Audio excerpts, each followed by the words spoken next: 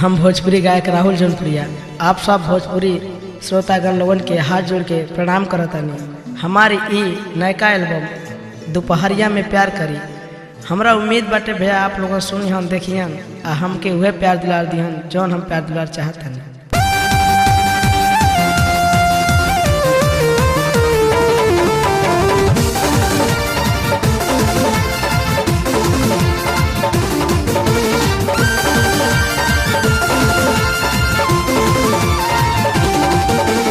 Hot नाई कूल बा बड़ी ब्यूटीफुल बा बड़ी ब्यूटीफुल बा बड़ी ब्यूटीफुल अच्छा हॉट नाई कूल बा बड़ी ब्यूटीफुल बा के ना तोरे पा मरी मरी ता आवा नियरा आवा है गोरी दोपहरिया में प्यार करी आवा नियरा आवा है रानी दोपहरिया में प्यार करी। सच्चो हॉट नाई कूल बा बड़ी ब्यूटीफुल बा के ना तोरे पा मरी मरी ता आवा नियरा आवा है गोरी दोपहरिया में प्यार करी आवा नियरा आवा है रानी दोपहरिया में प्यार करी।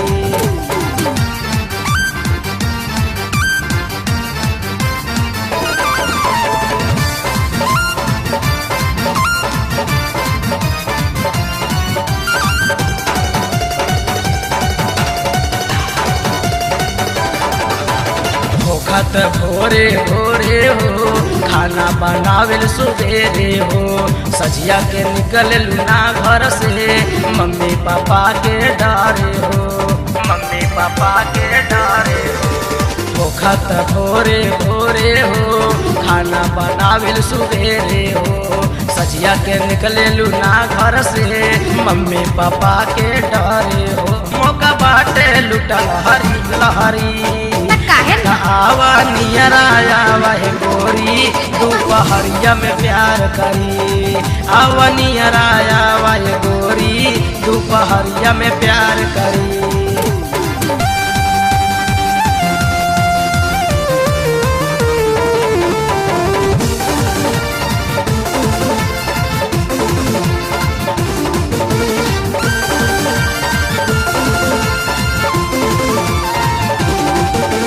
पढ़े जालू स्कूले पे मिले न आवेलू फूले पे रोज रोज जिया जरावेलू बतिया के तू फोने पे बतिया के तू फोने पे।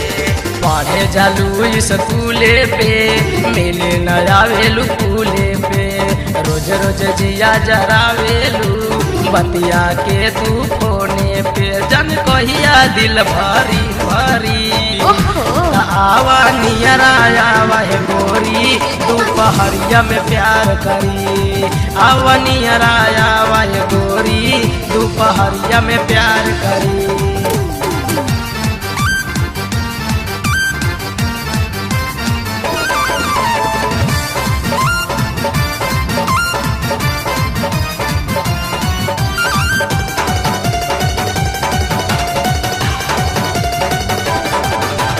दिला के कैलू चोरी हो बढ़ा दिहलू मजबूरी हो राहुल जौनपुरिया के दिहलू जखम मनोज से नाता जोड़ी हो मनोज से नाता जोड़ी हो। दिला के कैलू चोरी हो बढ़ा दिहलू मजबूरी हो राहुल जौनपुरिया के दिहलू जखम मनोज से नाता जोड़ी हो।